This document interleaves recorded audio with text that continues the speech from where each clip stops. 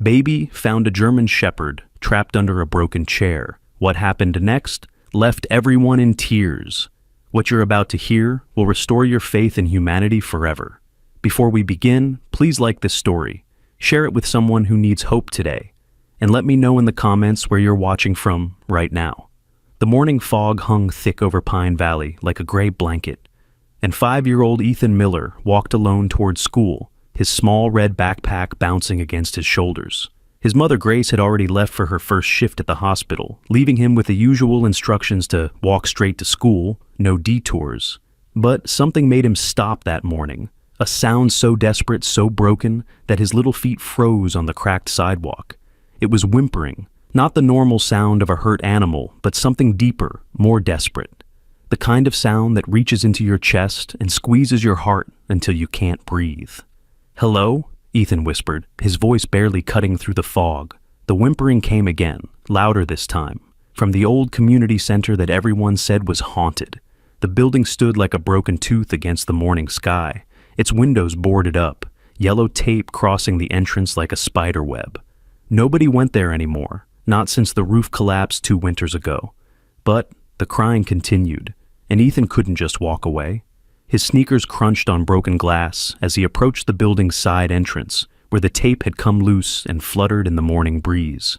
His hands were shaking, not from cold but from something else, fear mixed with determination. "Please don't be a ghost," he whispered to himself, pushing through the gap in the boards. The smell hit him first, mold, decay, and something else, something alive but dying. The inside was darker than he expected. Dust particles danced in the few rays of light that managed to pierce through the cracks in the boarded windows. Broken furniture lay scattered everywhere like a giant had thrown a tantrum. And then he saw it. Under a massive wooden chair that had fallen from the collapsed upper floor, something moved. At first, Ethan thought it was a pile of old rags, but then he saw the eyes. 2 eyes, one clouded and milky, the other brown and desperate, staring at him from beneath the wreckage. It was a German Shepherd, and it was dying.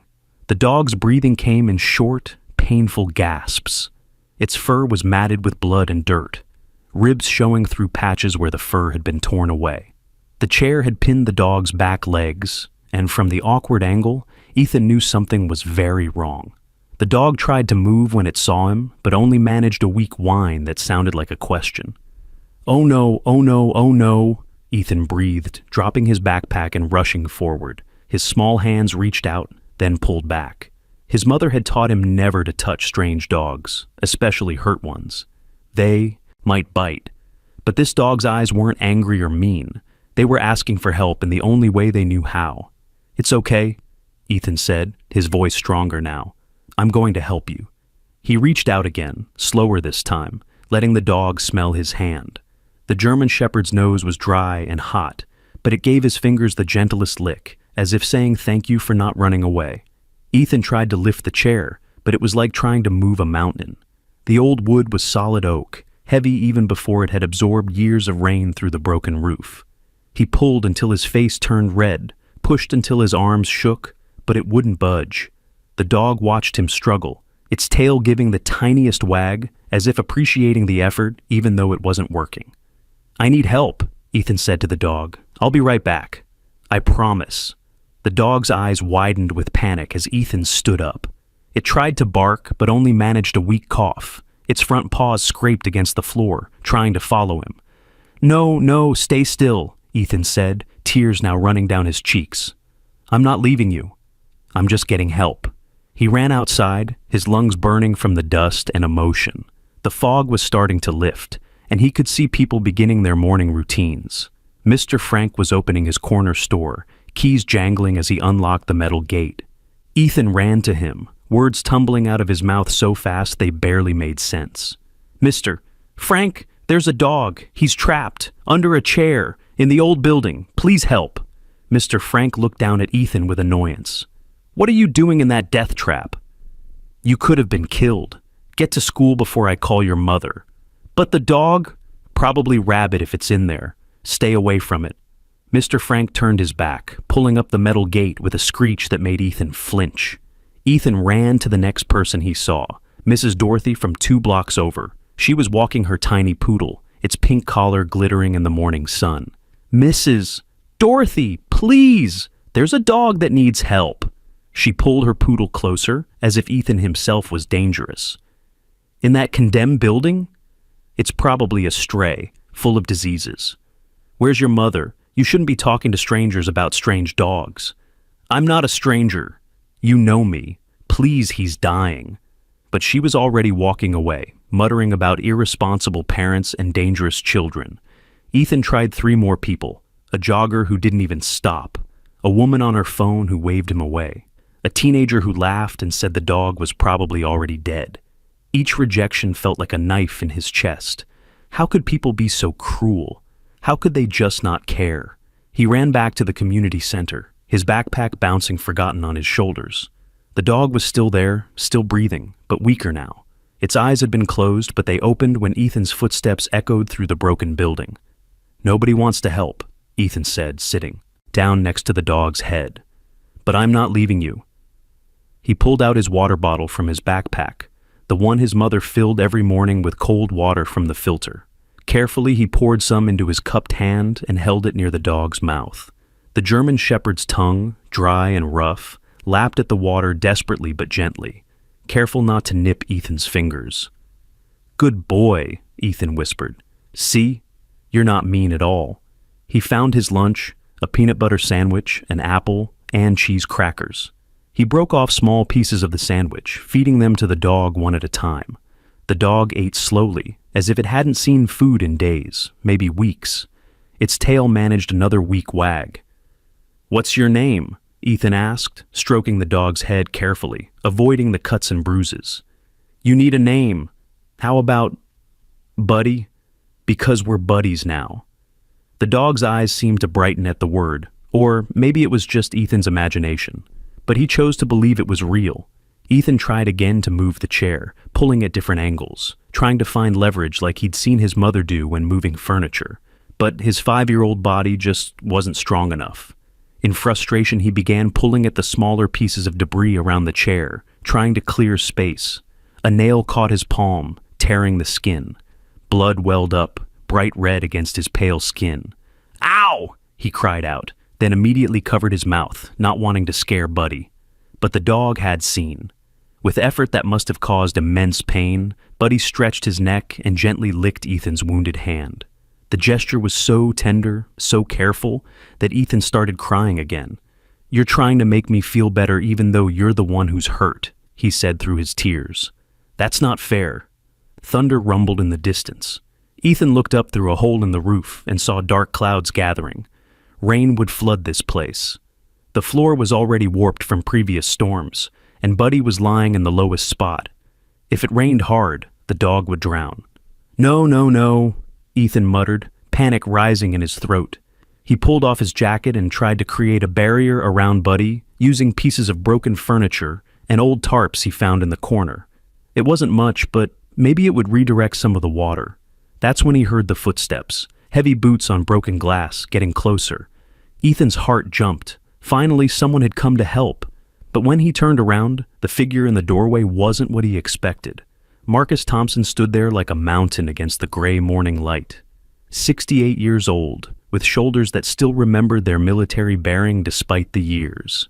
His face was a map of scars and wrinkles, and his expression was not kind.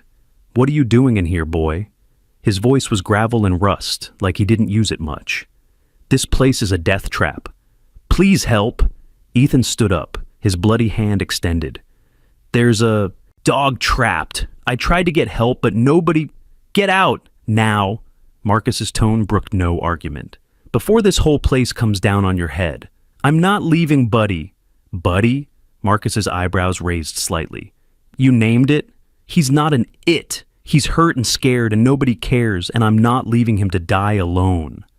The words exploded out of Ethan with a force that surprised them both. His small body shook with emotion, fists clenched at his sides.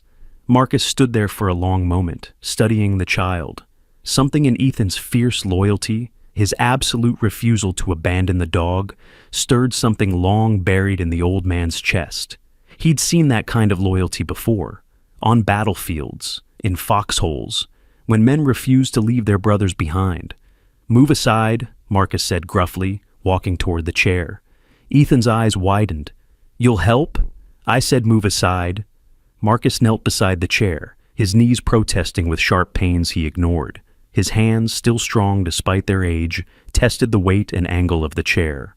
He studied the debris pattern, the load-bearing points, like he was defusing a bomb, which, in a way, he was. One wrong move, and the rest of the ceiling could come down. "This is going to hurt him," Marcus said to Ethan. "When I lift, he might cry out. He might even try to bite. You need to keep him calm." Ethan immediately moved to Buddy's head, cradling it gently in his lap. "It's okay, Buddy. What's your name?" "Marcus." "This is Mr. Marcus. He's going to help. It might hurt, but then you'll be free." The dog's eyes moved between Ethan and Marcus, and something passed between the old man and the animal. Recognition, maybe, or just the shared understanding of soldiers who had seen too much. Marcus positioned himself, took a deep breath, and lifted. The chair groaned, shifted, and rose inch by painful inch. Buddy did cry out, a sound that tore through Ethan's heart, but the boy kept whispering, "Almost there, almost there. You're so brave. You're doing so good." With a final grunt, Marcus shifted the chair enough for Buddy to be pulled free. But the dog didn't move, couldn't move. His back legs dragged uselessly as Marcus gently pulled him clear of the wreckage. "His legs," Ethan whispered, "may be broken, maybe worse." Marcus's hands moved over the dog with surprising gentleness, checking for injuries. "Dehydrated, malnourished. These wounds are infected. He needs a vet immediately." "My mom doesn't have money for that," Ethan said quietly. "She works 2 jobs just to pay rent." Marcus looked at the boy, then at the dog. Buddy had managed to lift his head and was looking at Marcus with those mismatched eyes. One clouded, one clear. And in that clear eye, Marcus saw something that made his breath catch. "Duke?" he whispered. The dog's ear twitched, but he didn't respond otherwise. "No, can't be," Marcus muttered to himself. "Duke died in 73. But something about this dog's markings, the pattern, of scars, the way he held his head despite the pain. It reminded Marcus so forcefully of his war dog that his hands began to shake. "Mr. Marcus?" Ethan's voice brought him back. "Are you okay? We need to move him. Storm's coming." Marcus pulled off his jacket, an old military surplus that had seen better decades. "Help me make a stretcher." Together, they fashioned a crude carrier from Marcus's jacket and some boards.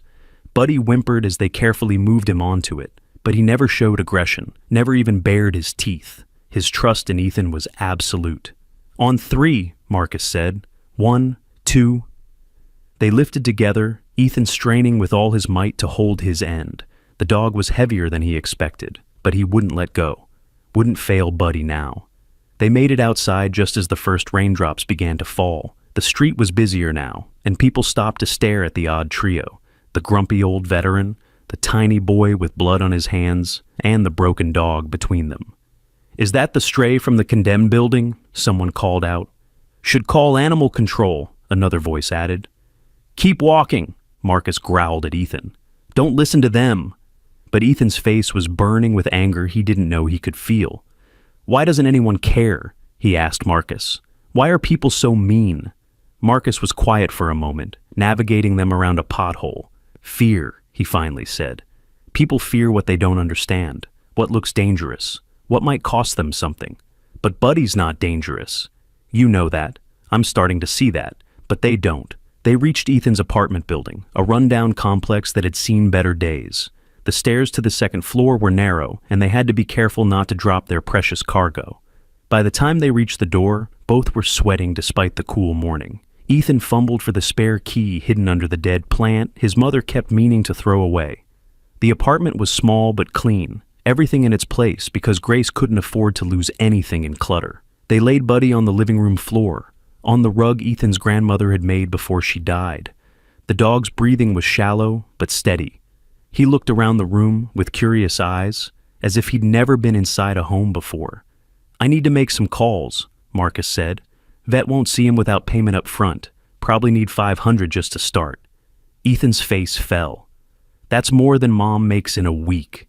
Marcus pulled out his phone, an ancient flip phone that looked tiny in his large hands. I know someone. Maybe. He dialed a number from memory. James? It's Marcus Thompson. Yes, that Marcus. I need a favor.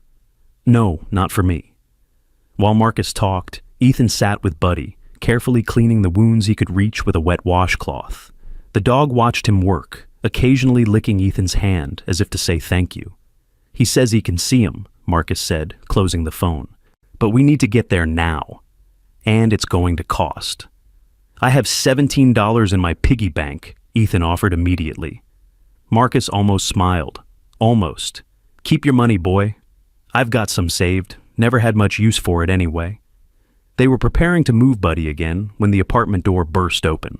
Grace stood there in her hospital scrubs, face flushed from running up the stairs. Ethan! The school called and said you never... She stopped, taking in the scene. Her son, covered in blood and dirt. A stranger in her apartment, and a massive injured dog on her grandmother's rug. Mom, I can explain. Ethan Michael Miller, what have you done? I saved him, Mom. This is Buddy. He was trapped and dying, and nobody would help. And Mister. Marcus helped me rescue him and... Marcus Thompson, Marcus interrupted, extending his hand.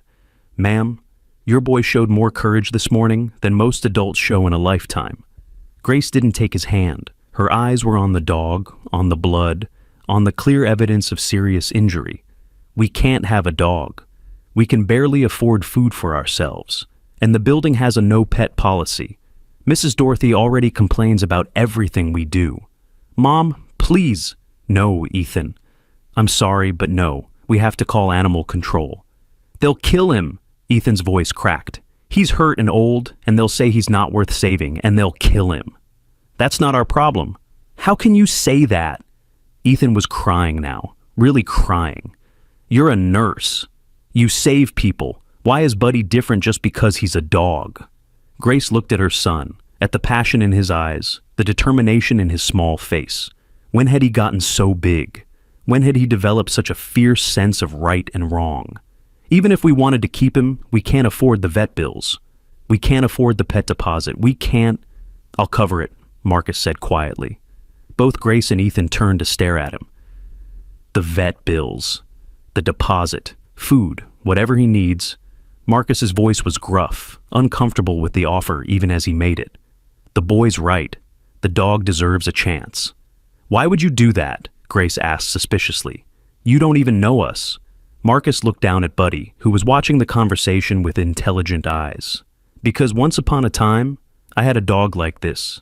German Shepherd named Duke. Saved my life more times than I can count in Vietnam. When he died, I swore I'd never care about another living thing again. Too much pain. He paused, his jaw working. But your boy here, he reminded me that sometimes the pain is worth it. Sometimes you have to care, even when it hurts. The room was quiet except for Buddy's labored breathing. Then, as if understanding that his fate was being decided, the dog managed to lift his head and look directly at Grace. His tail, despite everything, gave a single, hopeful wag. Please, Mom, Ethan whispered. He doesn't have anyone else. Grace closed her eyes, seeing her bank, balance in her mind, seeing the eviction notices she'd barely avoided, seeing all the practical reasons to say no. But then she opened them and saw her son, his heart so full of love for a creature he'd just met that it was spilling out of his eyes as tears. The second we can't afford him, he has to go, she said finally. Ethan launched himself at her, hugging her legs so tight she almost fell over. Thank you, thank you, thank you. Don't thank me yet. We still have to get him to the vet and figure out how to hide him from Mrs. Dorothy, and... A knock at the door interrupted her. Not a normal knock, authoritative, official. They all froze. Animal control, a voice called through the door. We've had a report of a dangerous animal at this address. Ethan's face went white. He threw himself over Buddy as if his small body could hide the large dog. No! They can't take him. Marcus moved to the door, his military bearing returning. Who called them? Through the peephole, he could see two uniformed officers with equipment for capturing animals. Behind them, barely visible, stood Mrs. Dorothy with a satisfied expression. Don't open it, Ethan begged. Please don't open it. But they all knew they had no choice. The officers would just come back with the building manager, with the police if necessary. Grace moved to the door, her hand on the knob, when Buddy did something extraordinary. Despite his injuries, despite the pain it must have caused, the German Shepherd stood up. His back legs shook, barely supporting him, but he stood. And then he walked, limped, really, to Ethan's side. He positioned himself between the boy and the door, his body language clear. To get to the child, they would have to go through him. It wasn't aggressive, it wasn't threatening, it was protective, loving. The stance of a guardian who had found something worth guarding. "Open up, or we're coming in anyway," the officer called. Grace looked at her son, at the dog willing to stand on broken legs to protect him, at Marcus with his jaw set in determination. She made a decision that would change everything. "Just a minute," she called through the door. Then, turning to Marcus, she whispered, "Is there another way out?" Marcus's eyes glinted with something that might have been approval. "Fire escape, but the dog can't make it down in his condition?" "Then we make our stand here," Grace said, surprising herself with the firmness in her voice. She opened the door just wide enough to face the officers, not letting them see inside. "Can I help you?" "Ma'am, we've received a complaint about a dangerous dog at this address. We need to come in and assess the situation." "Do you have a warrant?" The officers exchanged glances. "We don't need a warrant for animal control issues." "Actually," Marcus's voice came from behind Grace, "you do. Unless there's immediate danger or the animal is in public space. This is a private residence." The first officer tried to peer around. "Grace, sir, if there's a dangerous animal, the only danger here," Grace said, "is to a wounded animal that needs medical care. We're taking him to the vet right now." "Ma'am, if the dog is injured, that's more reason for us to—" "Mom?" Ethan's voice, small and scared, came from inside. "Buddy's trying to stand again." Grace's heart broke at the fear in her son's voice. But before she could respond, something unexpected happened. Other doors in the hallway began opening. Neighbors peered out, drawn by the commotion. "What's going on?" Mr. Chen from across the hall asked. "They're trying to take Ethan's dog," someone said. "The boy who always helps with groceries? That sweet child who reads to my grandkids?" Grace hadn't realized how many lives her son had touched in their building, how many elderly neighbors he'd helped, how many times he'd shared his snacks with other kids, how his quiet kindness had been noticed. "The dog is dangerous," Mrs. Dorothy announced, pushing forward. "It's from that condemned building, probably diseased." "So, you called animal control without even seeing the dog?" Mr. Chen asked, his usually mild voice sharp with disapproval. "I saw them bring it in, all bloody and violent looking." "Injured," Grace corrected. "The word you're looking for is injured." The hallway was filling with people now, the Ramirez family from downstairs. Old Mr. Patterson who never left his apartment except for emergencies. Even the teenage Sullivan twins who usually ignored everyone. "Is this really necessary?" Mrs. Ramirez asked the officers. "Traumatizing a child over an injured dog?" The officers were looking uncomfortable now. This wasn't the simple grab and go they'd expected. One of them pulled out his phone, probably to call for guidance. That's when Ethan appeared in the doorway, tears streaming down his face. "Please don't take Buddy. He's not mean. He's just hurt and scared. Like I was when my dad left, and Mom helped me feel better. That's all Buddy needs. Someone to help him feel better." The hallway went silent. Even Mrs. Dorothy looked uncomfortable at the mention of Ethan's absent father. "Son," the first officer said, his voice gentler now, "we're just trying to keep everyone safe." "But Buddy makes me feel safe," Ethan said. "He stood up even though his legs are hurt, just to protect me. That's not dangerous, that's love." From inside the apartment came a sound that made everyone's head turn. It was Buddy, and he was whimpering. Not the aggressive sound of a dangerous dog, but the soft, pained sound of an animal that just wanted the scary things to stop. "Listen," Marcus said, stepping forward with military authority that made even the officers straighten. "I'm Marcus Thompson, Sergeant First Class, retired. I've worked with military dogs my entire career. I'll personally vouch for this animal's temperament. He's shown no aggression despite severe injuries. If you take him now, in his condition, without immediate medical care, he'll die. Is that really what you want? To be the ones who killed a dog in front of a child because of one neighbor's unfounded complaint? The officers exchanged looks again. The second one, younger and clearly less experienced, seemed moved by the gathering crowd's support. The first one, however, remained firm. "We have protocols." "Your protocol," a new voice interrupted, "should include verification of actual danger before traumatizing a community." Everyone turned to see Miss Rachel, Ethan's teacher, pushing through the crowd. She must have come when Ethan didn't show up for school. "Miss Rachel!" Ethan cried out. "Hello, sweetheart," she said warmly, then turned to the officers with steel in her voice. "I'm recording this interaction for social media. I'm sure our followers would love to know how animal control handles injured animals and crying children." She held up her phone, already recording. The officers visibly deflated. In the age of viral videos, no one wanted to be the villain in a story about a boy and his dog. The first officer sighed. "You have 24 hours to provide proof of veterinary care and confirm the animal poses no public threat. If you can't, we'll be back." "We'll have it," Grace said firmly. As the officers retreated, Mrs. Dorothy sputtered in indignation. "This is ridiculous. That thing is dangerous." "The only thing dangerous here," Mr. Chen said quietly, "is a heart so cold it would rather see an animal die than a child smile." Mrs. Dorothy huffed and stormed back to her apartment, slamming the door. The other neighbors began to disperse, but not before several slipped Grace-folded bills. "For the vet," Mrs. Ramirez whispered. "Buy him some good food," Mr. Patterson added. "Our dog's old collar, if it fits," the Sullivan twins offered. Grace stood in her doorway, overwhelmed by the unexpected support. Ethan was on his knees beside Buddy, who had collapsed again after his heroic attempt to stand. "We need to get him to the vet now," Marcus said urgently. "He's getting weaker." Miss Rachel stepped forward. "I have my van. It'll be easier than trying to carry him down the stairs again." Together, they fashioned another makeshift stretcher. Buddy barely responded as they moved him, his energy completely spent.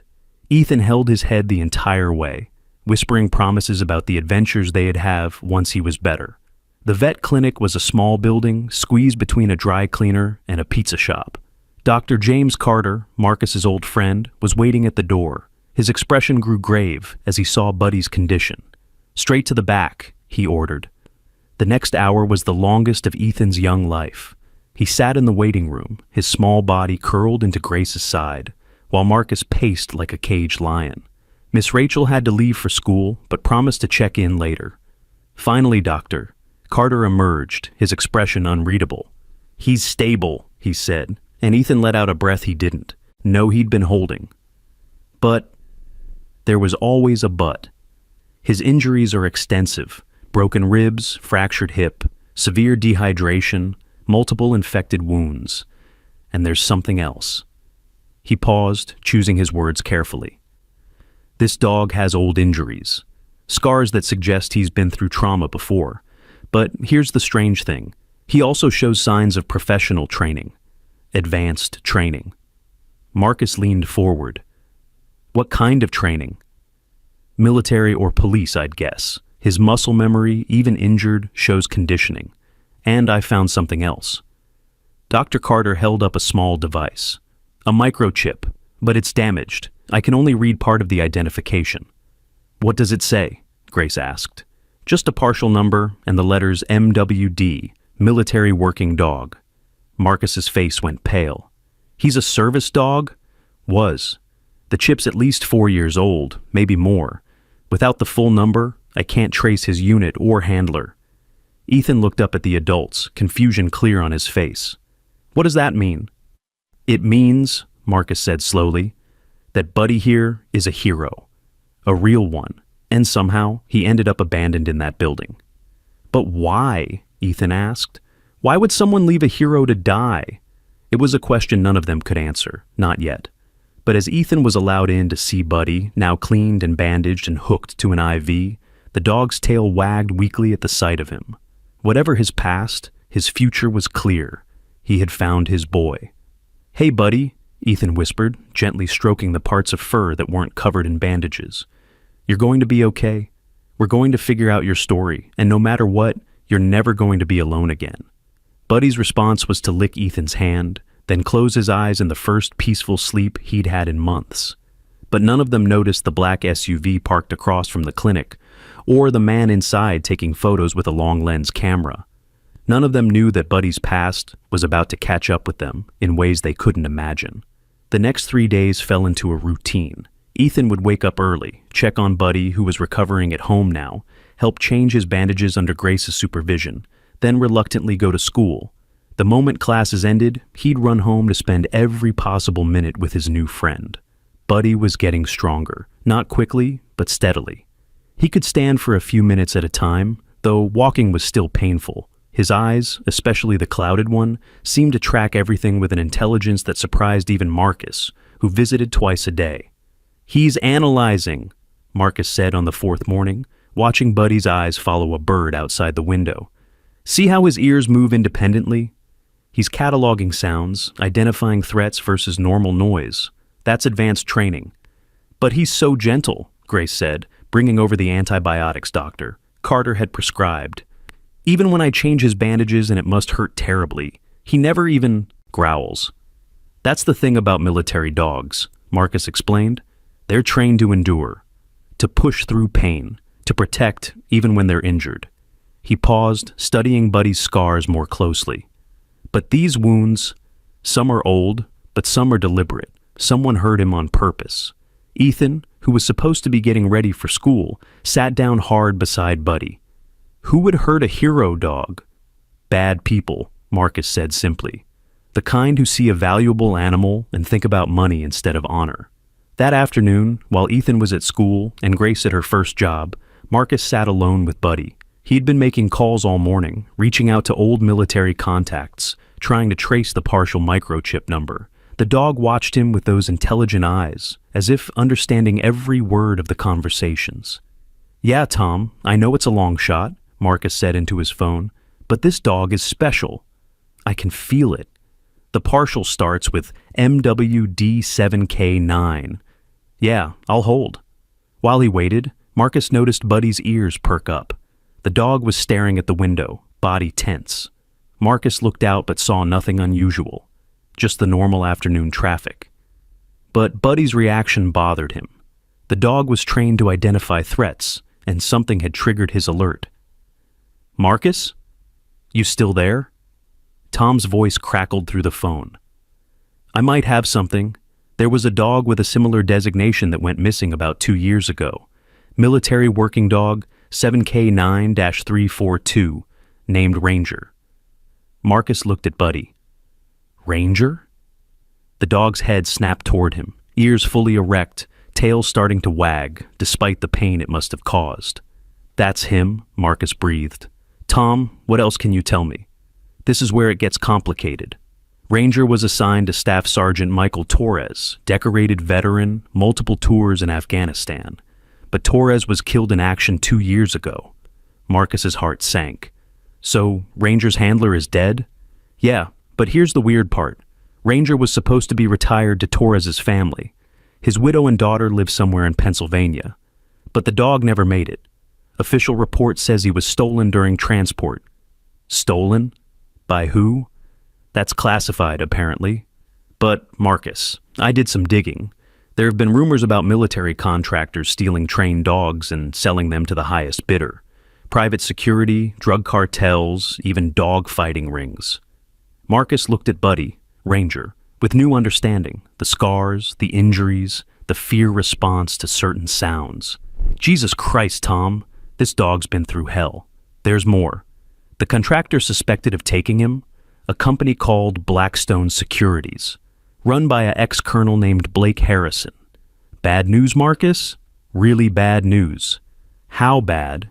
The kind of bad where people who ask questions tend to disappear." Marcus ended the call with promises to be careful, but his mind was racing. He looked at Ranger, who was still watching the window, with unwavering attention. "You escaped from them, didn't you?" Marcus said softly. "Somehow you got away, and you've been trying to find your way home." Ranger turned to look at him, and Marcus could swear he saw confirmation in those eyes. When Ethan got home from school, he immediately sensed something was different. Marcus was tense, constantly checking windows. Buddy, though Ethan still thought of him by that name, was alert despite his injuries. "What's wrong?" Ethan asked, dropping his backpack. Marcus hesitated. "How do you tell a 5-year-old that his dog is being hunted by dangerous people?" "Just being careful," he said finally. "Buddy's special, and sometimes special things attract the wrong kind of attention." Ethan nodded solemnly, as if this made perfect sense. He sat down beside Buddy, pulling out a book from his backpack. "Want to hear about knights and dragons today?" As Ethan read, Marcus noticed the dog's attention split between the boy and the window, always watching, always protecting.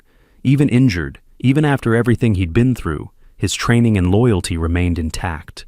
Grace came home exhausted from her double shift to find all 3 of them asleep in the living room, Ethan curled against Buddy's side, Marcus in the chair with one eye half open, maintaining watch. The scene was so peaceful, so perfect, that she almost didn't want to disturb it.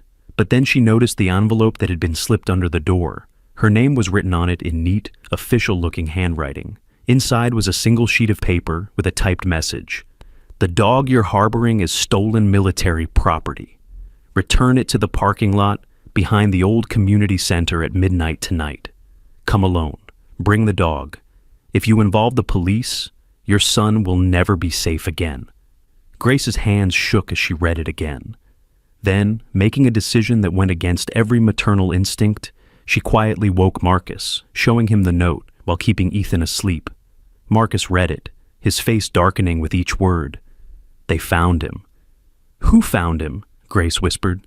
"The people who stole him from his real family? The people who've been using him for God knows what." Marcus pulled out his phone. "We need to call the police." "Did you read the threat?" "They'll hurt Ethan. They're trying to scare you, make you react without thinking." But even as he said it, Marcus was looking at the sleeping boy with worry. These weren't empty threats. These were people who had stolen a military hero and gotten away with it for 2 years. "What do we do?" Grace asked, her voice barely audible. Before Marcus could answer, Buddy suddenly stood up, waking Ethan in the process.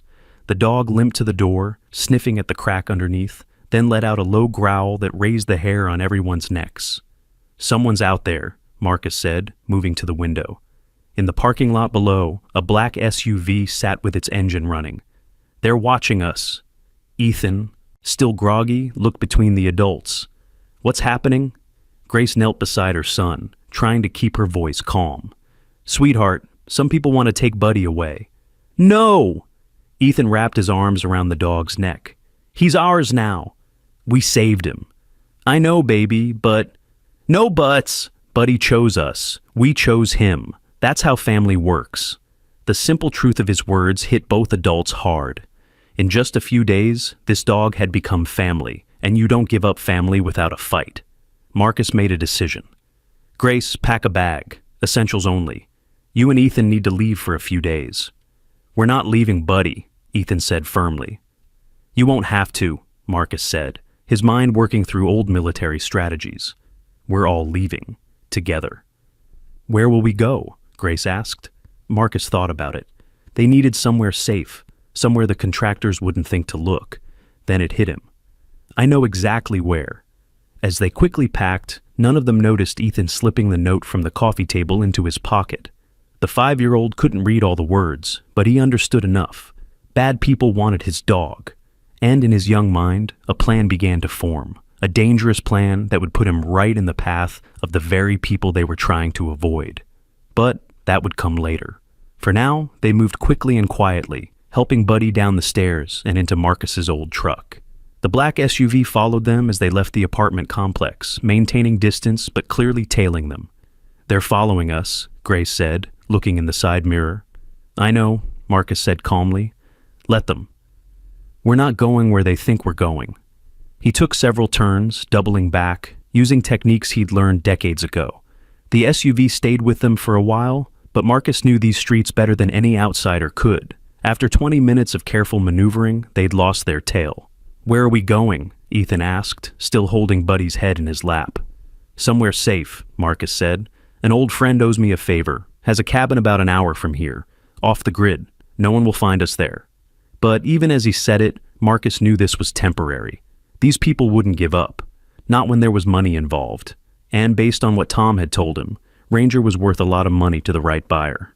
In the back seat, Ethan whispered to Buddy, "Don't worry. I won't let them take you, even if I have to be brave like you were, even if it's scary." The dog licked his hand, and in that moment, a bond was cemented that would be tested in ways none of them could imagine. The boy who had saved a dog was about to discover that sometimes the dog saves you right back. The cabin was perfect, hidden in thick woods, accessible only by a dirt road that looked abandoned. It was the kind of place that didn't exist on GPS.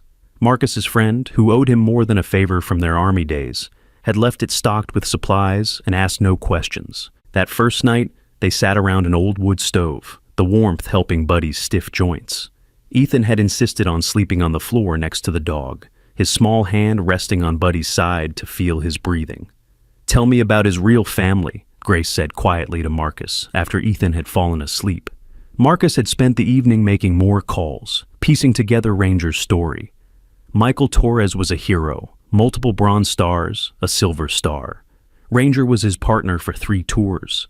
They saved dozens of lives together, detected IEDs, found hidden weapons caches, even rescued a group of kidnapped aid workers. And his family? Widow named Maria, daughter named Sophia, about Ethan's age. They live about 2 hours from here, actually. Been struggling since Michael died. Maria works 3 jobs to keep their house. Grace looked at Ethan and Buddy sleeping peacefully together. "We should contact them. Tell them we found him." "Not yet," Marcus said. "Not until we know it's safe. These contractors, if they know Ranger's real identity, they might go after Maria and Sophia too." The next morning brought a surprise. Ethan woke to find Buddy standing on his own, tail wagging weakly. The dog limped to the door and whined softly. "He needs to go outside," Ethan said, excited that Buddy was mobile enough to communicate his needs. They helped him outside, where the German Shepherd did his business, then stood still, nose to the wind, cataloging the scents of their new environment. His training was kicking in, mapping the area, identifying entry points and potential threats. "He's securing the perimeter," Marcus said with admiration. "Even injured, he's working." That's when they heard the sound of engines in the distance. Multiple vehicles moving fast on the dirt road. Buddy's entire demeanor changed. He positioned himself between Ethan and the sound, his body language screaming danger. Marcus grabbed his old service weapon from the truck, hands steady despite his age. "Take Ethan inside," he told Grace. "Lock the doors." "I'm not leaving Buddy," Ethan protested. But the vehicles were getting closer. Through the trees they could see dust clouds rising. This wasn't a casual visit. This was a hunt. "How did they find us?" Grace asked, pulling Ethan toward the cabin. Marcus's face was grim.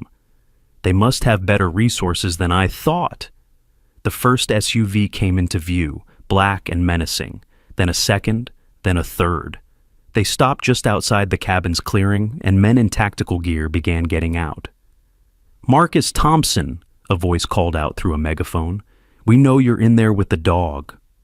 "This doesn't have to be difficult. Send out the animal, and everyone walks away." "Like hell," Marcus muttered. He called back. "This is private property. You're trespassing. The dog is stolen property.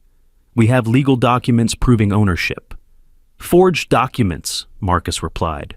"I know who you are, Blackstone Securities. I know what you've been doing with stolen military dogs." There was a pause, then a different voice, older, more authoritative. "Mr. Thompson, I'm Colonel Blake Harrison. I think there's been a misunderstanding." "No misunderstanding. You stole a hero dog and tortured him. Now you want him back to sell to the highest bidder.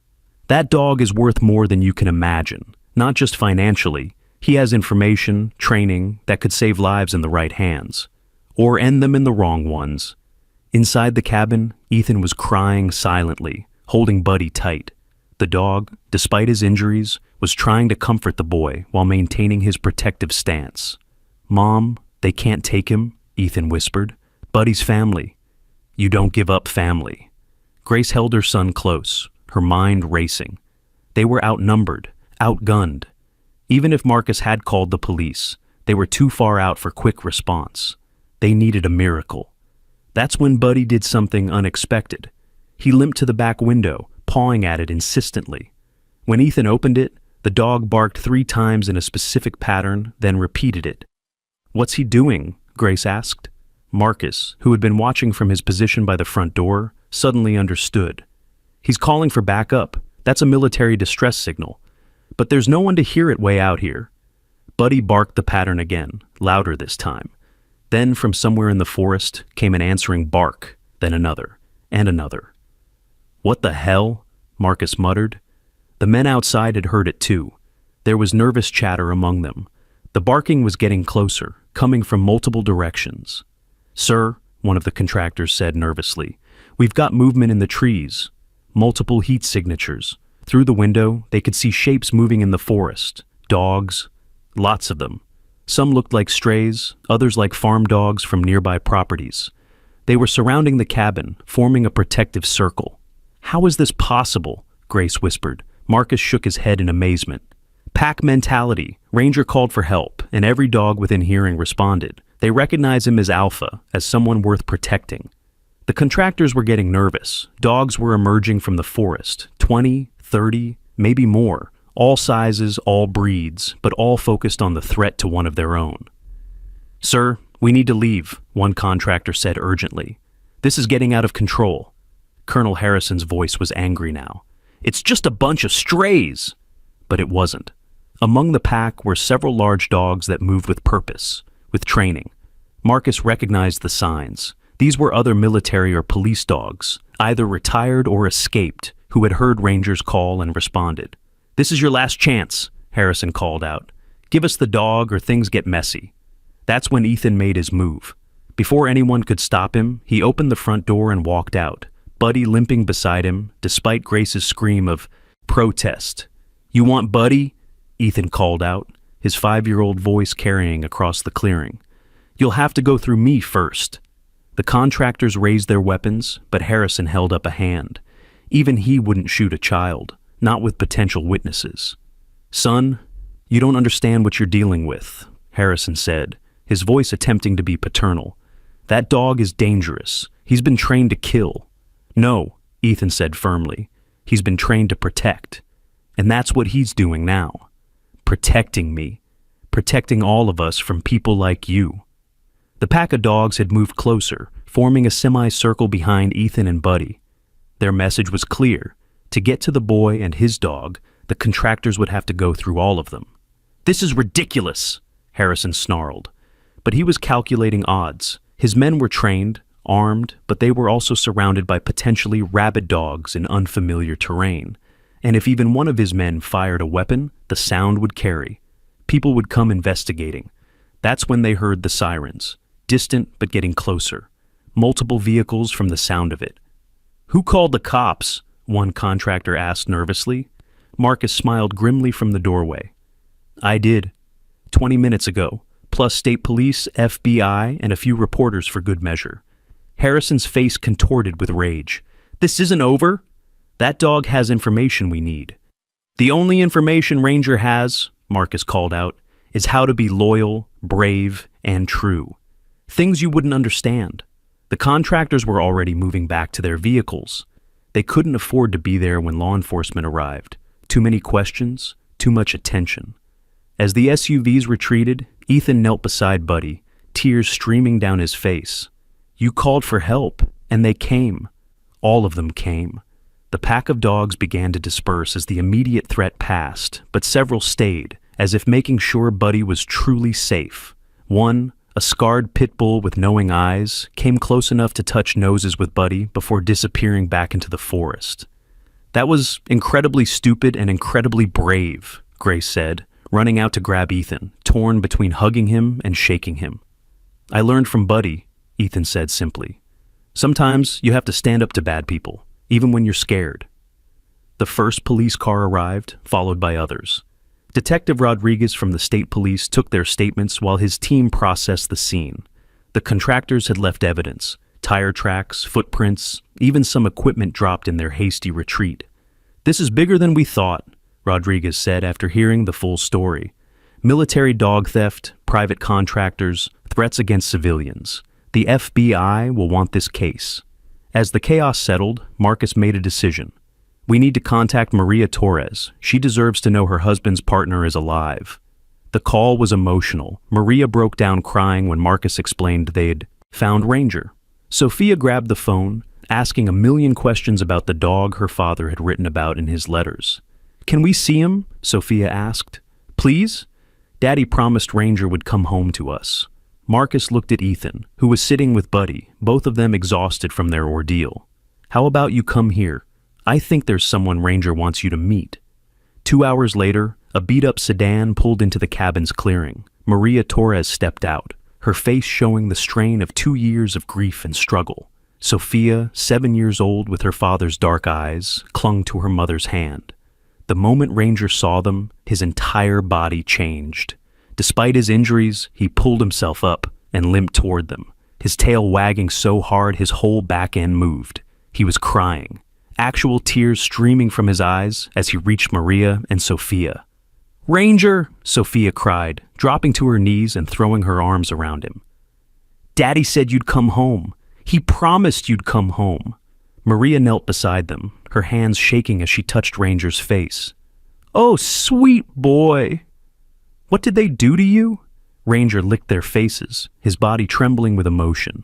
But then he did something that made everyone's breath catch. He turned back to look at Ethan, whining softly, his eyes moving between his old family and his new friend. "It's okay, buddy," Ethan said, though his voice was thick with tears. "They're your real family." But Ranger wouldn't leave Ethan's side completely. He positioned himself between both families, his message clear. These were all his people now. "He loves you," Sophia said to Ethan, her voice wise beyond her years.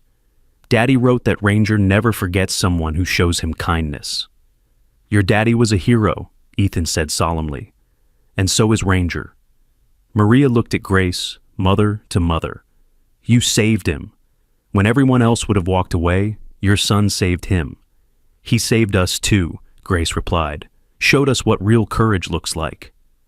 As the two families sat together, sharing stories of Ranger's past and present, Marcus stood watch. He knew Harrison and Blackstone Securities wouldn't give up easily. They'd invested too much, knew too much. This wasn't over. But for now, in this moment, a hero dog had found his way home. Two families had found each other, and a 5-year-old boy had learned that sometimes the smallest acts of kindness can change the world. The sun was setting through the trees, painting everything golden. Ranger lay between Ethan and Sophia, his head on Ethan's lap, his tail touching Sophia's knee. He was exactly where he belonged, with all the people who loved him. "What happens now?" Ethan asked the adults. It was a good question, one that would take time to answer. But as Grace looked at the gathered group, her son, the Torres family, Marcus standing guard, and Ranger watching over them all, she knew they'd figure it out together. Because that's what families do. The morning after the two, families met was quiet, but it was the kind of quiet that comes before a storm. Ethan woke up on the cabin floor where he'd fallen asleep next to Ranger, with Sophia curled up on the dog's other side. The German Shepherd was awake, alert, his eyes tracking something outside the window that no one else had noticed yet. "Buddy?" Ethan whispered, not wanting to wake Sophia. "What's wrong?" Ranger's response was to gently extract himself from between the two children and limp to the window. His body language had changed completely. This wasn't the relaxed family dog from last night. This was a military working dog who had detected a threat. Marcus was already awake, had been for hours. The old soldier never really slept anymore, just dozed with one eye open. He saw Ranger's alert posture and immediately moved to check the perimeter. "What is it?" Grace asked, emerging from the cabin's small bedroom, where she'd been talking with Maria Torres most of the night, sharing stories about their children, their struggles, their fears. "Don't know yet," Marcus said quietly. But Ranger senses something. Maria appeared behind Grace, her face drawn with exhaustion, but her eyes sharp. "Ranger never false alerts. If he's concerned, we should be too." The dog suddenly let out a low whine and moved to the door, pawing at it urgently. But this wasn't his usual request to go outside. This was different. He was trying to tell them something. "Someone's coming," Marcus said, checking his watch. "Too early for visitors." They heard it then. Not engines this time, but footsteps, multiple sets, trying to be quiet but not quite succeeding. Whoever was out there was attempting stealth, but wasn't professional enough to achieve it completely. "Wake the kids," Marcus ordered. "Get them to the back room." But before anyone could move, there was a knock at the door. Not the aggressive pounding of law enforcement or the tactical breach of contractors. Just a normal knock, which somehow made it more unsettling. "Mr. Thompson," a voice called. "My name is Agent Sarah Chen, FBI. I'm here with Agent David Park. We need to speak with you about the Blackstone situation." Marcus exchanged glances with the others. The FBI had said they'd be involved, but this was sooner than expected. "How do I know you're really FBI?" "Detective Rodriguez gave us your location. You can call him to confirm. We're here to help, but time is critical." Marcus made the call, keeping his voice low. Rodriguez confirmed the agents' identities and urged cooperation. Still suspicious, but seeing no alternative, Marcus opened the door. Agent Chen was younger than expected, maybe 35, with keen eyes that took in everything at once. Agent Park was older, grizzled, with the bearing of someone who'd seen too much. Both showed their credentials without being asked. "We need to move you," Chen said immediately. "All of you. This location has been compromised." "We just dealt with Blackstone yesterday," Grace protested. "They retreated." "That wasn't a retreat," Park said grimly. "That was reconnaissance. They were testing your defenses, seeing who would respond. Now they know what they're dealing with." Ranger had moved to sniff both agents, his demeanor still alert, but not aggressive. After a moment, he seemed to accept them, though he positioned himself between them and the children. "Smart dog," Chen observed. "He's evaluating threats even with friendlies present." "He's more than smart," Marcus said. "He's the reason we're in this mess." Chen nodded. "We know about Ranger, military working dog 7K9-342, served with distinction in Afghanistan, supposedly stolen during transport to his handler's family." "But that's not the whole story, is it?" Maria stepped forward. "What do you mean?" Park pulled out a tablet, showing them classified documents. "Ranger wasn't just any military dog. He was part of a special program, enhanced training that goes beyond normal K9 capabilities. He can detect things other dogs can't. Specific chemical signatures, biological weapons, even certain types of encrypted electronic devices." "That's impossible," Grace said. "Dogs can't detect electronics." "Most can't," Chen agreed. "But Ranger was part of an experimental program. Only 12 dogs were successfully trained. 6 are still in active service. 3 died in combat. 2 are missing. And then there's Ranger." Ethan, who had been listening with Sophia from behind Maria, spoke up. "So Buddy's super special?" "Very special," Park confirmed, "which is why Blackstone wants him so badly. They have contracts with private military companies, drug cartels, even terrorist organizations. A dog with Ranger's capabilities would be worth millions on the black market. But more importantly," Chen added, looking directly at Maria, "Ranger has information. During his service, he was exposed to classified operations, secret locations, hidden supply routes. His scent memory could lead someone to things the military very much wants to keep hidden." The room fell silent as the implications sank in. This wasn't just about a stolen dog anymore. This was about national security. "So, what do we do?" Marcus asked. "First, we get you somewhere safe," Chen said. "Then we use Ranger to take down Blackstone once and for all." "Use him?" Ethan's voice was sharp with indignation. "He's hurt. He needs to rest and get better, not be used." Chen's expression softened. "You're right, Ethan. Poor choice of words. We want to work with Ranger, and with all of you, to stop the bad people who hurt him." Ranger suddenly moved to the window again, his body going rigid. This time, everyone paid attention immediately. "They're here," Park said, checking his phone where he apparently had some kind of monitoring app. "Multiple vehicles coming fast. We need to move. Now." The next few minutes were controlled chaos. They grabbed essential items, medications for Ranger, and rushed to the agent's vehicle. A modified SUV with reinforced panels and bulletproof glass. Ranger had to be lifted in, his injuries making it difficult to jump, but he endured it stoically. "Where are we going?" Grace asked as they pulled away from the cabin, just as dust clouds appeared on the access road. "Safe house," Chen said, driving with professional skill. 40 minutes from here. Off the grid, secure, and defensible. In the back, Ethan and Sophia sat on either side of Ranger, their small hands buried in his fur. The dog's eyes were alert, watching everything, even as his body trembled from the pain of movement. "It's okay, Ranger," Sophia whispered. Daddy always said you were the bravest dog in the world. He's brave, Ethan agreed. But he's also scared. And that's okay. Being brave doesn't mean not being scared. It means doing the right thing even when you are scared. Park looked back at the 5-year-old with surprise. That's pretty wise for someone your age. Buddy taught me, Ethan said simply. They drove in tense silence for 20 minutes, taking seemingly random turns that Chen navigated without GPS. Finally, she pulled into what looked like an abandoned strip mall, driving around to the back where a hidden garage door opened automatically. The safe house was nothing like the cabin. It was modern, clean, and clearly equipped for long-term protection. Security cameras covered every angle, reinforced doors and windows, and a medical station that made Grace's nurse instincts approve. First things first, Chen said. Let's get Ranger properly examined. We have a veterinary specialist coming. Another vet? Maria asked suspiciously. How do we know we can trust them? Because, a familiar voice said from the doorway, you already do. Dr. Carter walked in, carrying his medical bag. The FBI contacted me yesterday, told me the whole story. I've been read in on Ranger's real identity. Ranger's tail wagged at seeing the vet, who had been gentle with him before. He allowed Carter to examine him, though he kept looking at Ethan and Sophia for reassurance. His recovery is remarkable given the initial injuries, Carter said. But he needs at least another week before any kind of operational activity.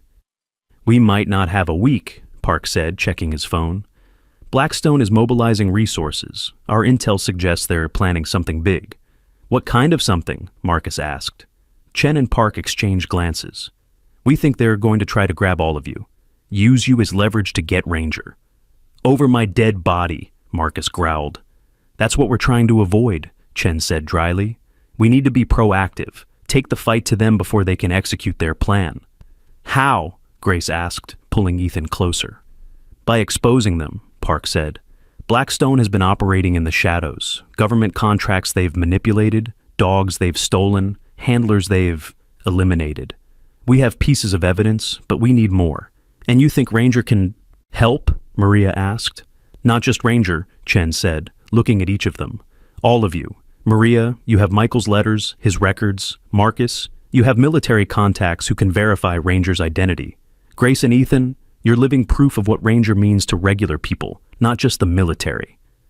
And me? Sophia asked in a small voice. Chen knelt down to the 7-year-old's level. You're the most important part. You're the daughter of a hero and Ranger's rightful family. Your story will make people care.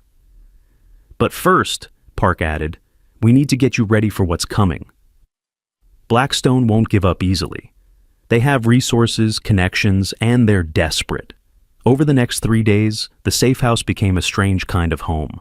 Chen and Park took shifts monitoring security feeds and intelligence reports.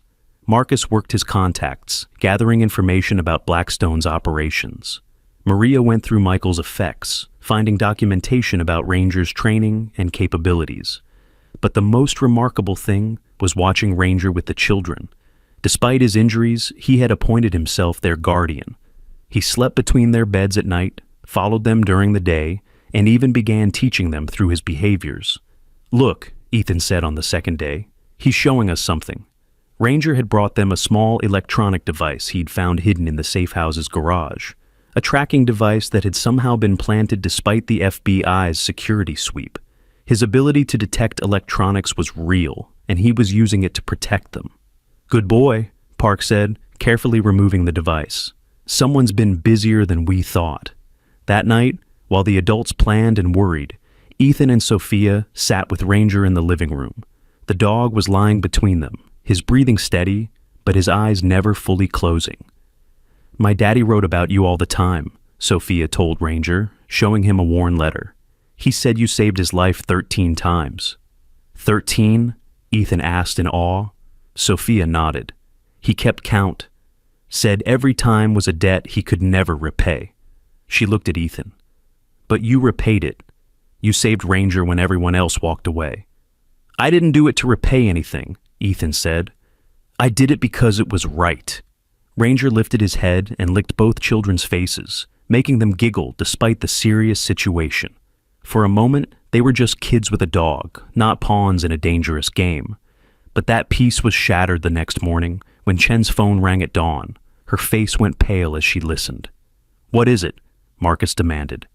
"Blackstone just made a move. They've leaked to the media that a dangerous military attack dog is on the loose, being hidden by civilians who don't understand the threat. They're trying to turn public opinion against us." Grace grabbed the remote, turning on the news. Sure enough, there was Colonel Harrison on screen, looking concerned and official in a suit that hid his true nature. "This animal was trained to kill," Harrison was saying to the reporter. "While we sympathize with the family's attachment, they don't understand what they're dealing with. This dog has been through trauma that's made him unpredictable. We're simply trying to recover him before someone gets hurt." "That's lies," Ethan shouted at the TV. "Buddy wouldn't hurt anyone." But the damage was being done. The reporter was nodding sympathetically, and social media was already lighting up with debates about dangerous dogs and irresponsible civilians. "We need to respond," Maria said. "Tell our side of the story." "It's too dangerous," Park argued. "Going public puts a target on your backs." "We already have targets on our backs," Grace pointed out. "At least this way, we control the narrative." Chen was thinking, her fingers drumming on the table. There might be a way. A controlled reveal. We use the media attention, but we do it smart. "What do you have in mind?" Marcus asked. "We tell Ranger's story. The real story. A hero dog, stolen from a Gold Star family, tortured by private contractors, saved by a 5-year-old boy. That's a story that will capture hearts. But it also reveals where we are," Park warned. "Not if we do it right," Chen said. "We pre-record everything, release it strategically. By the time it airs, we're somewhere else." They spent the day preparing. Maria found photos of Michael with Ranger in Afghanistan. Marcus got statements from military personnel who knew Ranger's service record. Grace helped Ethan practice what he wanted to say. But the most powerful moment came when they filmed Ranger himself. Despite his injuries, he performed some of his military commands, showing his discipline and training. Then, on cue from Sophia, he did something he'd only ever done with Michael. He saluted. The sight of the injured war dog raising his paw in a perfect salute brought tears to everyone's eyes. "That's our closer," Chen said softly. They sent the video to a trusted journalist with instructions to air it during the evening news. Then they prepared to move to another safe house, staying ahead of Blackstone's response. But Blackstone wasn't waiting for the news cycle. That afternoon, while they were packing, Ranger suddenly went ballistic. He was barking, growling, throwing himself at the reinforced windows despite his injuries. His message was clear: immediate danger. "Everybody down!" Marcus shouted just as the windows exploded inward. Flashbang grenades filled the room with blinding light and deafening sound. Through the chaos, dark figures repelled through the windows. Blackstone contractors in full tactical gear. Ranger, despite being disoriented by the flashbangs, launched himself at the nearest intruder. His teeth found an arm, clamping down with all the strength his injured body could muster. "Get the kids!" Grace screamed, pulling Ethan and Sophia toward the back rooms.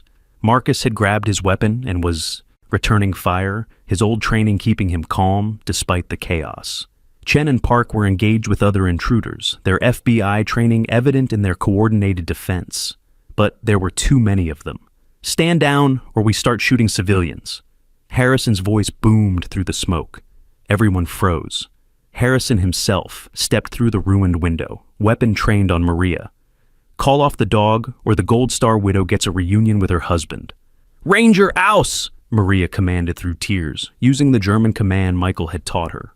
Ranger released his grip, but positioned himself between Harrison and the children, his body language screaming defiance despite the command to disengage.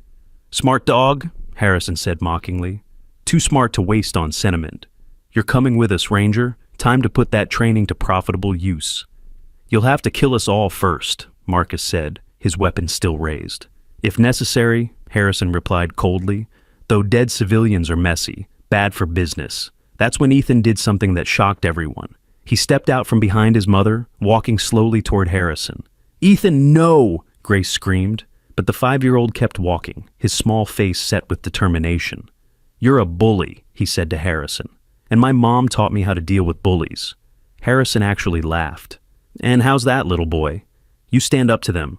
You tell the truth about them, and you don't let them win through fear. Ethan pulled something from his pocket, his mother's phone, which had been live streaming everything for the past 3 minutes. Everyone's watching, he said simply. The whole world is seeing what you really are. Harrison's face went white as he realized the implications. The assault, the threats, his face, all broadcast live to thousands of viewers. You clever little... He raised his weapon toward Ethan. 3 things happened simultaneously. Ranger launched himself at Harrison despite his injuries. Marcus and the FBI agents opened fire. And Sophia, 7-year-old Sophia, threw herself in front of Ethan. The room exploded in chaos. Ranger hit Harrison with enough force to knock him backward. Bullets flew, people screamed, and through it all, 2 children clung to each other, while a wounded war dog fought with every ounce of strength to protect them. When the smoke cleared, Harrison was on the ground, Ranger's teeth at his throat. The other contractors had either fled or been subdued. And the live stream was still running, now showing a German shepherd holding down a man who had just threatened children on live television. "Ranger, hold!" Maria commanded, and the dog obeyed, keeping Harrison pinned, but not killing him. Sirens were already approaching. The live stream had done its job. Everyone knew where they were and what was happening. "You're finished," Chen told Harrison as she cuffed him. Assault with a deadly weapon, threatening minors, breaking and entering, and that's just the start. "You have no idea who you're messing with," Harrison snarled. "I have connections." "Had connections," Park corrected. "Your associates are distancing themselves as we speak. Nobody wants to be associated with someone who threatened children on live TV." As Harrison was led away, Ethan knelt beside Ranger, who was panting heavily, blood seeping through his bandages from the exertion. "You saved us again," he whispered. "No," Sophia said, kneeling beside them. "We all saved each other. That's what families do." The aftermath was swift and decisive. The live stream went viral within hours. #Ranger. The hero began trending worldwide. The video of him saluting played on every major news network. Donations poured in for his medical care and for the Torres family. But more importantly, the FBI now had what they needed. Harrison, facing life in prison, began talking. He revealed the entire network: stolen dogs, murdered handlers, connections to criminal organizations. The operation to take down Blackstone Securities moved into high gear. 3 weeks later, they all stood in a courtroom as Harrison was sentenced. Ranger, finally healing properly, wore a special service vest as he was officially recognized as a witness to the crimes. It was unprecedented, but the judge allowed it, given Ranger's unique role in exposing the conspiracy. "This dog," the judge said, "represents the best of service and loyalty. The fact that he was stolen, abused, and trafficked is a stain on those who claim to support our military. The sentence I'm about to impose reflects not just the crimes against property, but crimes against the very values we claim to uphold." Harrison got 40 years. His network was dismantled. Dozens of stolen military and police dogs were recovered and returned to their rightful families. But the most important moment came a month later. In a small ceremony at the local VFW Hall, Ranger was being officially retired with full military honors. The Secretary of Defense herself came to present his medals. "Staff Sergeant Michael Torres cannot be here to see his partner honored," she said. "But his family is here, and the brave young boy who saved Ranger when everyone else failed." Ethan stood proudly in his new suit, Sophia beside him in her best dress. Their mothers stood behind them, tears flowing freely. Marcus was in his dress uniform, standing at attention. "Ranger is hereby awarded the Purple Heart for wounds received in action, the Distinguished Service Medal for exceptional service, and..." She paused. "A special commendation for valor in civilian protection, the first of its kind, for his actions in protecting the Miller and Torres families." As she pinned the medals to Ranger's special vest, the entire room erupted in applause. Ranger, as if understanding the moment, raised his paw in that perfect salute that had captured the world's attention. "But there's one more thing," the secretary continued. "Ethan Miller, please. Step forward." Ethan, confused, walked to the podium. "Young man, you showed courage that many adults never find. You saw past fear and prejudice to save a life.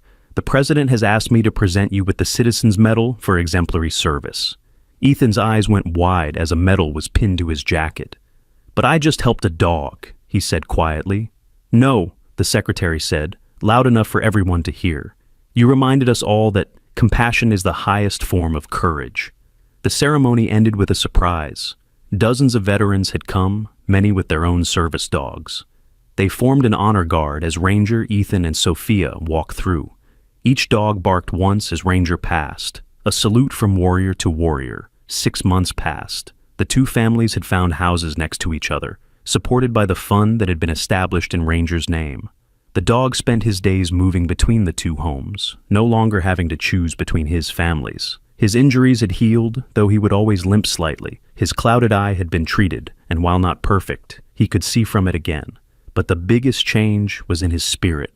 The fear was gone, replaced by the confidence of a dog who knew he was loved and protected. Ethan and Sophia had become inseparable, bonded by their shared love for Ranger and their unique experience. They started a program at school called Rangers, teaching other kids about kindness to animals and standing up for those who couldn't stand up for themselves. Marcus had become the grandfather neither child had ever had, teaching them about honor, courage, and the complicated reality of service. He had also started working with the FBI to identify and recover other stolen service animals. Grace and Maria had formed an unlikely friendship, supporting each other through the trauma and triumph of their experience. They'd testified before Congress about the need for better protection for military animals and their families. But the most remarkable development came on the anniversary of Ethan finding Ranger in that abandoned building. They received a video message from Afghanistan. It was a unit that had served with Michael and Ranger, now on their final deployment. "We wanted you to know," the sergeant said, "that Ranger's story has been told to every K-9 unit in the military. He's become a legend. The dog who survived hell and found his way home thanks to a brave little boy. Every handler now knows that their partner will never be forgotten, never be abandoned. That's Ranger's legacy. That's your legacy, Ethan." As they watched the video, Ranger sat between Ethan and Sophia, his head high, his medals gleaming on his vest. He was home. He was loved. He was safe. 1 year later, on a warm spring morning, something extraordinary happened. Ethan was playing in the backyard with Ranger when they heard familiar barking from the woods behind their house. The same pack of dogs that had protected them at the cabin began emerging from the tree line. The scarred pit bull was there, along with several others they recognized. But this time, they weren't coming to fight. They were coming to visit. Somehow, they had tracked Ranger down, traveled miles to check on their fellow warrior. "Mom!" Ethan called. "Come see this!" Grace, Maria, Marcus, and Sophia all came outside to witness the gathering. The dogs sat in a semicircle around Ranger, who stood tall despite his permanent limp. One by one, each dog approached, touched noses with him, then retreated. It was like they were paying respects, acknowledging his survival and recovery. "It's like they're checking that he's okay," Sophia whispered. "They are," Marcus said, his voice thick with emotion. "Pack doesn't forget." They came to make sure their brother was safe. After each dog had greeted Ranger, they began to leave. But the pit bull lingered, looking at Ethan with those knowing eyes. The boy slowly extended his hand, and the dog came forward, allowing a brief pat before following the others back into the woods. "Think they'll come back?" Ethan asked. "Maybe," Marcus said. "Or maybe they just needed to know the story had a happy ending." That evening, as they all sat together for dinner, both families, Marcus and Ranger under the table, Grace proposed a toast.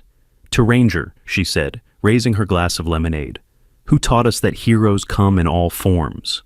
"To Ethan," Maria added, "who taught us that the smallest hands can lift the heaviest burdens." "To family," Marcus said gruffly, "both born and chosen." "To Daddy," Sophia whispered, "who sent Ranger to protect us, even from heaven." "To second chances," Ethan said, looking at Ranger, "and to never giving up on someone just because they're hurt." Under the table, Ranger's tail wagged, thumping against everyone's legs. He didn't understand the words, but he understood the feeling. He was home, he was loved, and he had fulfilled his mission. Not the one he was trained for, but the one that mattered most. He had brought two families together and shown the world that love and loyalty could overcome any darkness. The local news did a follow-up story that night, showing footage of Ranger playing with Ethan and Sophia. his movements still careful, but his spirit fully healed. The reporter ended with words that would be remembered long after. In a world often divided by fear and suspicion, a wounded dog and a brave little boy reminded us all of a simple truth. Kindness is not weakness. It's the greatest strength we have. And sometimes, the most powerful thing you can do is refuse to walk away when everyone else does. The story could have ended there, but life had one more chapter to write. 5 years passed. Ethan was now 10, Sophia 12. Ranger, though older and moving slower, still stood guard over his families. The Rangers Heroes Foundation they had started had rescued over 300 military and police dogs, reuniting them with their families or finding them loving homes. But on a cold December morning, Ranger didn't get up for his morning patrol. Ethan found him lying peacefully in his favorite spot between the two houses, having passed away in his sleep. He'd lived far longer than most military dogs, especially ones who'd endured what he had. The funeral was unlike anything the town had ever seen. Veterans came from across the country. The entire police and fire departments attended. The governor spoke. But the most moving moment was when Ethan, now old enough to understand loss, but young enough to still believe in forever, stood to speak. "Ranger taught me something important," he said, his voice clear despite his tears. "He taught me that being broken doesn't mean you're worthless. It just means you need someone to believe in you while you heal. He was trapped under that chair, hurt and alone, and everyone said he was dangerous, not worth saving. But he wasn't dangerous. He was just waiting for someone to see past the scars to the hero underneath." He paused, looking at the flag-draped coffin that held his best friend. "Ranger saved a lot of people in Afghanistan with my dad," Sophia added, standing beside Ethan. "But I think his biggest mission was here, with us. He showed us that families aren't just about blood. They're about who shows up when you need them most." As they lowered Ranger's coffin into the ground at the Veterans Cemetery, a special honor granted by the Secretary of Defense, every service dog in attendance barked once, a final salute to a warrior who had fought his last battle and won. The headstone read, "Ranger MWD 7K9-342, hero of Afghanistan, protector of children, teacher of compassion, he never gave up, neither did we." But Ranger's story didn't end with his death. 6 months later, Ethan and Sophia stood before Congress, testifying in support of Ranger's law, legislation that would make the theft of military or police animals a federal crime with mandatory sentences. They showed the videos of Ranger, told his story, and watched as even the most hardened politicians wiped away tears. The law passed unanimously. At the signing ceremony, the president said, "This law exists because a 5-year-old boy saw value where others saw only danger. It exists because a wounded warrior dog never stopped protecting those he loved. And it exists because sometimes the smallest acts of kindness can change the world." Today, 10 years after that foggy morning, when Ethan first heard whimpering from an abandoned building, he works as a veterinary technician specializing in military and police dogs. Sophia is in college, studying to become a veterinarian. They run the Ranger Foundation together, ensuring no service animal is ever abandoned again. Marcus, now in his 80s, still visits Ranger's grave every week, bringing fresh flowers and stories of the dogs they've saved. Grace and Maria, closer than sisters now, work full-time managing the Foundation's outreach programs. And in Ethan's office, 3 things hang on the wall: Ranger's medals, the collar he wore when Ethan found him, and a simple drawing a 5-year-old boy made of his dog with the words, "Buddy is my hero," written in crayon. Because that's what Ranger was. Not just a military working dog, not just a stolen asset, not just a victim of cruel circumstances. He was a hero who found his way home through the love of a child who refused to walk away. Every year on the anniversary of Ranger's rescue, Ethan returns to that abandoned community center, now rebuilt as the Ranger Memorial Youth Center. He stands where he first saw those desperate eyes under the broken chair and remembers the moment that changed everything. "You saved me just as much as I saved you," he whispers to the memory. "You taught me that courage isn't about being fearless. It's about being afraid and choosing love anyway." And somewhere, perhaps, a German shepherd spirit stands guard still, watching over the families he brought together, the lives he saved, and the boy who saw past the broken to find the beautiful. The security footage from that first day still exists, grainy and unclear, showing a small boy approaching a trapped dog while adults walked away. It's played at every training session for new animal control officers, police K-9 handlers, and military dog trainers. Not as an example of what to do, but as a reminder of what we should never forget. Every life has value. Every creature deserves compassion. And sometimes, the smallest hands can lift the heaviest burdens. The last entry in Michael Torres's journal, found years later, seemed almost prophetic. If anything happens to me, I know Ranger will find his way to Sophia. He'll protect her like he protected me, but I also know he'll need someone to protect him first. Someone brave enough to see past the warrior to the soul underneath. I pray that person exists. I pray they don't walk away. That person did exist. He was 5 years old, weighed 40 pounds, and had more courage in his small heart than most people find in a lifetime. His name was Ethan Miller, and he didn't walk away. Neither did Ranger, neither did any of them. Because that's what love does. It stands firm when everything else falls apart. It sees beauty in the broken. It finds hope in the hopeless. And it never, ever gives up. The Ranger Memorial Youth Center now has a bronze statue at its entrance. A small boy and a German shepherd, facing each other. The boy's hand extended in trust, the dog's head lowered in acceptance. The plaque beneath reads, "In memory of all the heroes who were almost lost, and the brave souls who refused to let them go. Dedicated to Ranger and Ethan, who taught us that kindness is the greatest courage of all." Thousands of people visit each year.